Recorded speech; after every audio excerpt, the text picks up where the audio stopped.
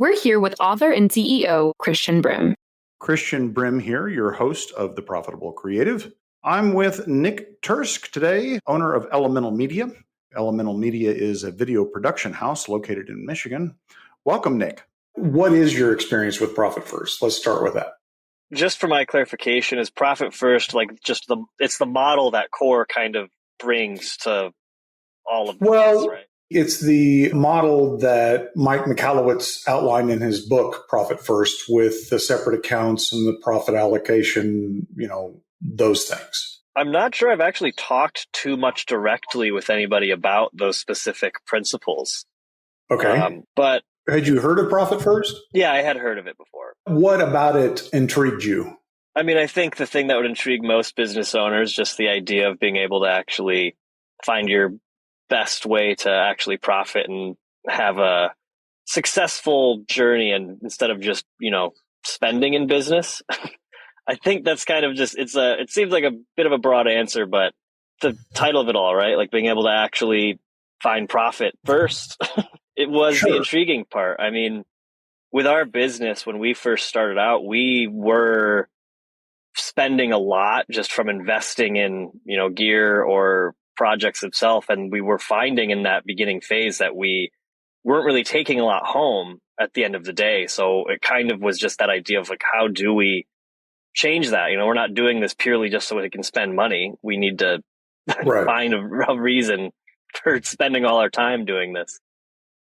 As a creative entrepreneur, what challenges do you think specifically there are around profit?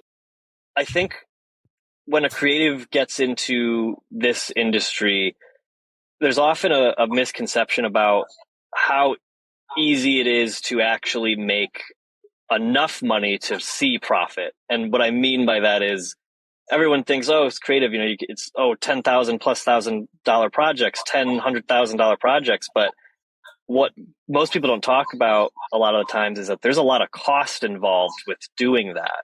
Like you might have a $50,000 job that your team of internally 2 people's taking on, but now you're hiring editors, you're getting props for those projects, you're renting gear, and now if you don't budget accordingly, you might, of that $50,000 job that's happening in 1 month, you might be spending 48,000 of it, walking away with $2,000, which is just like sad if you end up in that position.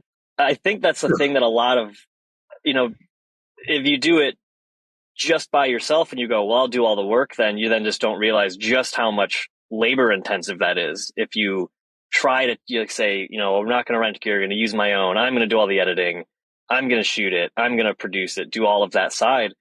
Now you're burnt out and you can't take another job. So it's really hard to find that balance of what do you charge to make it so that way you can actually make the work that you want to make, as well as not burn yourself out and still make a profit at the end of the day. It's kind of like a fine balance to do all of that. Yeah. So you're trying to balance 3 things. One, the budget constraints of what the client will pay you. Yeah. Profit, making money on it. And then you said something kind of interesting, making the work that you want or doing the work you want. So kind of elaborate on that and how that plays into it. Yeah, I mean, the interesting thing about going into a creative industry is I feel like you won't find anybody who is doing it that says, all I really cared about in this industry was the money. Like we all got into, we all get into the creative world because we all want to make something that we enjoy and we all want to do creative things. So, I mean, I know I've found myself at times, I know at least for me, I need just getting a ton of money isn't going to actually make me feel like it's going well. If the work isn't fulfilling in some way, like I would rather start taking on some jobs that fulfill me creatively more than only the ones that are going to pay the bills more than anything. I think that's a really interesting mental piece that comes to being a creative entrepreneur, because you need to trick yourself sometimes into you're like, oh, this is a lot of money, we're just going to power through it, we're going to be all right at the end of the day. And it's weird that you have to kind of convince yourself into more money sometimes if the project isn't fulfilling for you. So you've had that happen where you took on work because it was good money or good profit, but it wasn't really what you wanted to do creatively. Many times. It happens frequently, actually. How do you reconcile that? How do you balance that? It's honestly, that's a good question because I'm still kind of figuring it out.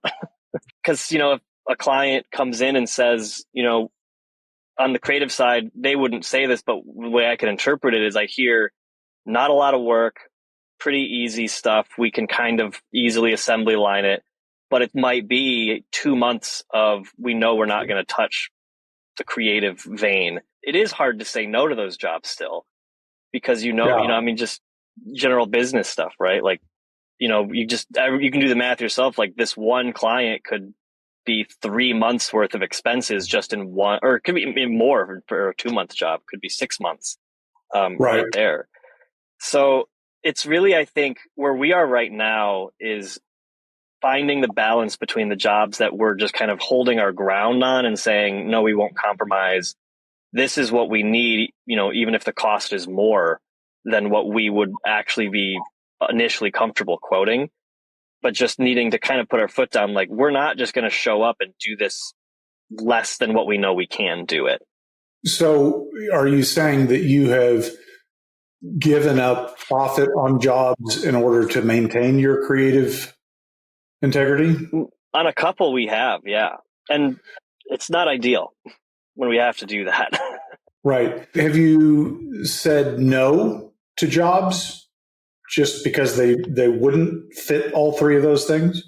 Many times we've had to say no to jobs. I mean, we've actually said no to a lot of jobs that we know would have been highly creative, but we just knew like this is not, like, budgetarily it's not going to work. Like we can't produce the product that makes sense for the budget that they have.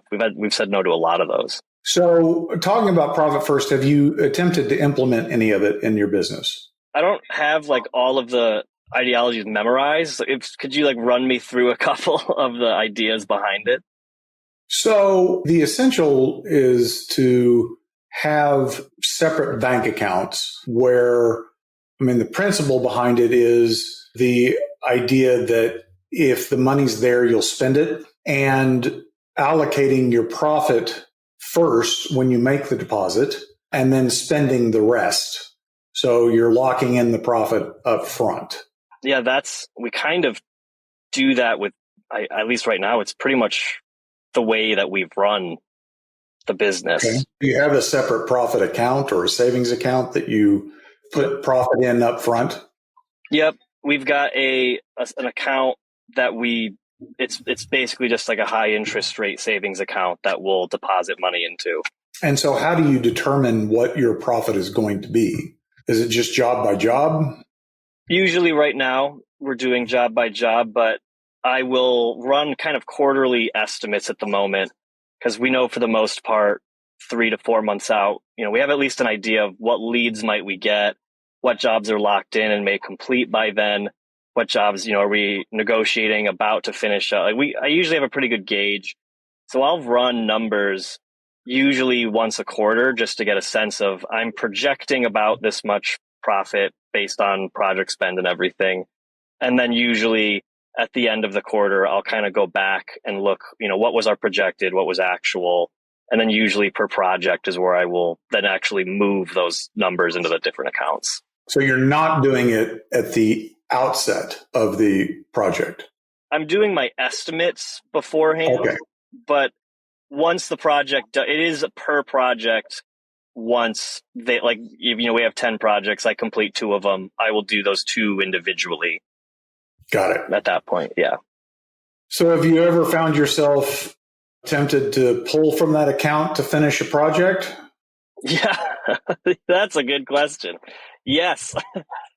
Many, many times I am tempted to going, well, we've got this, we have this money, right? I could just move over $2,000 and we're good to go. And so there have been some occasions where we have pulled a little bit. We just knew it would, in a way, it was an investment that we were making. We have, there were some projects where the client would have been big client for our portfolio, and we knew like we can't get an extra $1,000 from them, but I know if I spend that money, in turn, the exposure that we'll be able to push will be more than that $1,000 that we would have had. And that's not something that we just loosely do. Like, it takes a lot of thought and actual strategy to think through, how are we going to use this content? What's the portfolio piece? How much can we talk about it? And only have done it maybe 2 or 3 times in that to act. And it's worked every time where we've been able to prove that product that we then ended up putting some money into it worked out. But the temptation definitely is real for a lot of the other ones that we just, it's like, well, it's not going to be worth it at the end of the day. So when you're talking about pricing, and is most of your work bid, and you have other people that you're bidding against? I'd say right now it's probably like 30% bid and 70% repeat clients that just, we've done a bunch of projects. They reach out. We got a new one. Give me a quote. Today's episode of The Profitable Creative is supported by Core Group, the go-to accountant for creatives, the expert in creative business taxes, wealth management, finance, and accounting services. You, when you're building that quote, obviously build in the profit percentage that you want. Yep. Have you worked with Jeremy on Profit First? Not directly. Okay. Jeremy is your relationship manager, correct? Or is it Dorinda? Yeah. Okay. Tell me a little bit more about that. What could he help you with in regards to Profit First? I think if we just talk, we just don't talk about it that much. So it'd be, I think, if maybe during our quarterlies, we just spent more time on it. But honestly, that's probably more on me because I just kind of burned through our quarterlies. But probably just if we made a point in our agenda to talk about either like what we've done, even in the past quarter, how much did we put away for that, or any of that just being basically a piece of the agenda. Okay. At the end of a quarter, end of a year, do you distribute that amount that's in profit, or what do you do with it? So as of right now, we haven't done really distributions at the moment. We actually, a lot of what we were doing, we knew this is why we brought on Core initially, because we kept getting hit with a huge tax burden because we had all that profit, and we just didn't, I didn't have the knowledge to know what to do, or how to, reduce the tax burden.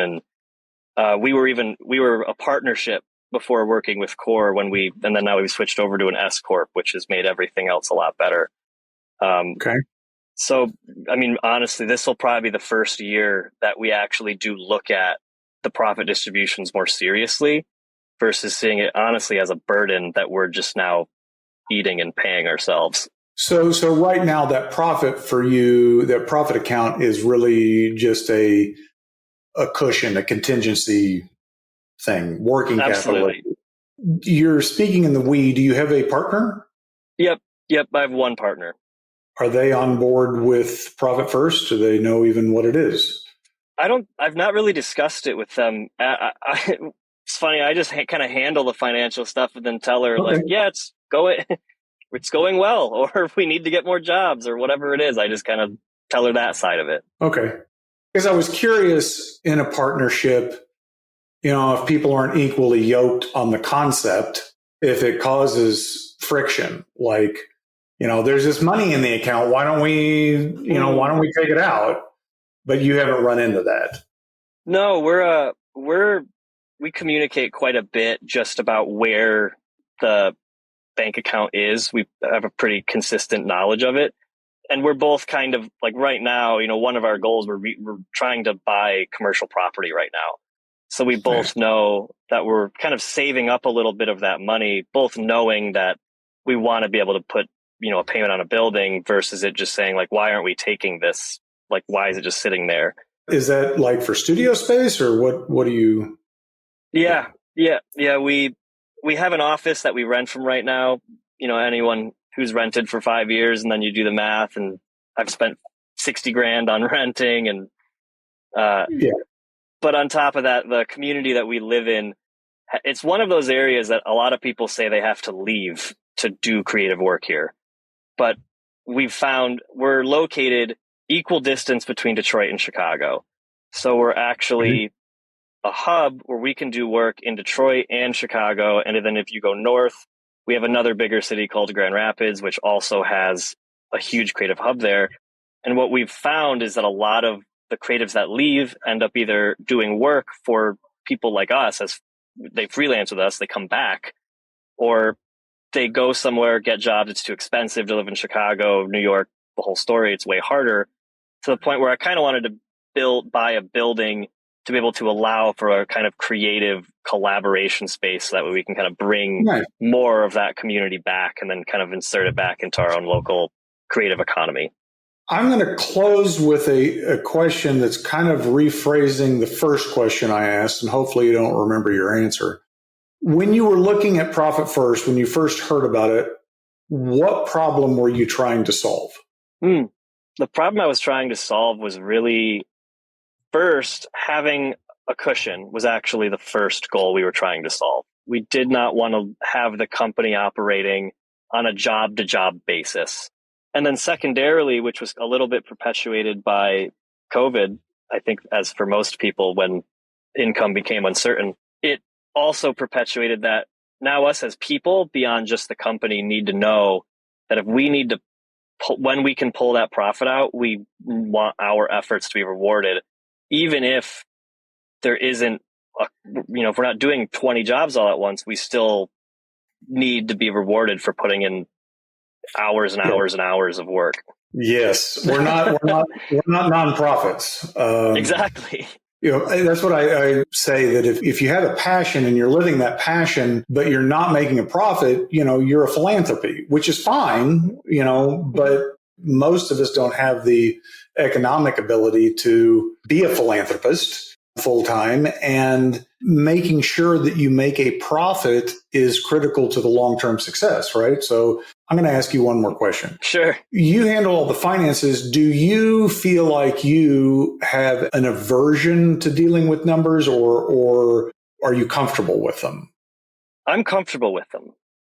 Okay. I enjoy it. I actually really enjoy looking at the numbers and projecting and just doing, I have no aversion to it. Okay. And your partner, would she answer the same way? Yeah, she doesn't have an aversion to it just as much as she doesn't enjoy it. She's not a statistical numbers person, and she's very much hardcore creative, and I'm much more of an analytical creative, which I don't think those two things really make sense combined, but I enjoy analytics and numbers.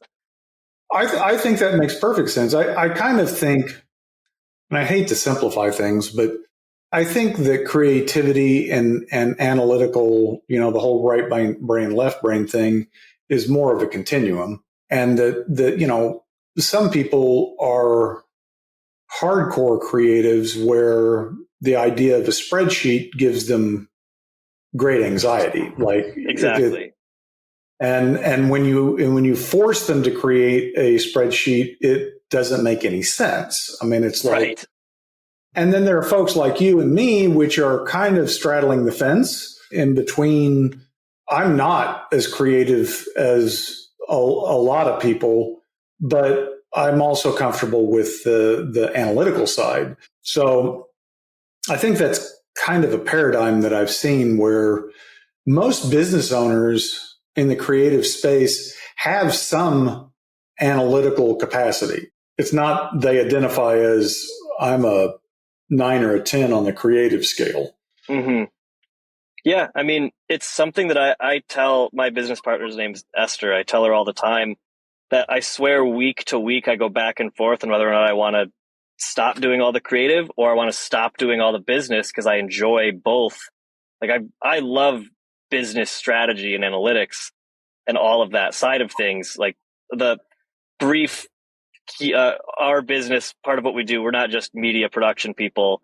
We're marketing specific media production, where we kind of like to do a little bit of the same job as a marketing agency. So we don't just go, here's our cool idea.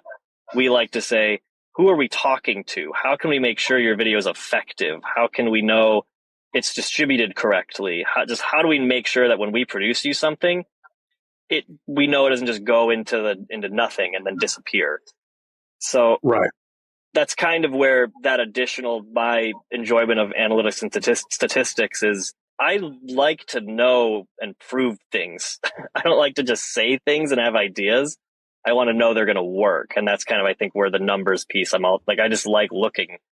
I like looking at numbers. Sounds weird, but it's not incorrect.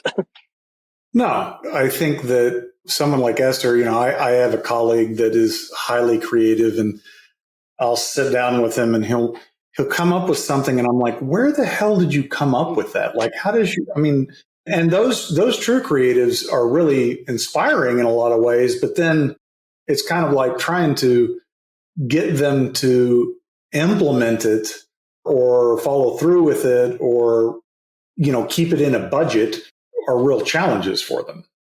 Oh yeah. And she actually doesn't have issue with, if something tragic happened and I got hospitalized for a minute and she had to take it over, she just doesn't enjoy it. And when we look at where the two of us sit, it just makes more sense for, like, I'm going to let you, like, because she is that type of person where we go, we need to come up with an idea in the next 20 minutes. She's like, all right, here's 3 ideas. And I'm like, I'm still telling myself my first one is bad before even starting to talk about it. So she does that piece. And that's where we're just, it makes sense. You do that. I'll put numbers to it, figure out how we make sure we can and it makes the most sense. But she could do it. She just would be really mad at me that she had to. Well, you have been very generous with your time. I appreciate it. Thank you very much. Have an awesome day. That's a wrap for today's episode of The Profitable Creative. Until next time, you money lovers, you. And don't forget, Profit First for Creatives is live via Amazon. Link below.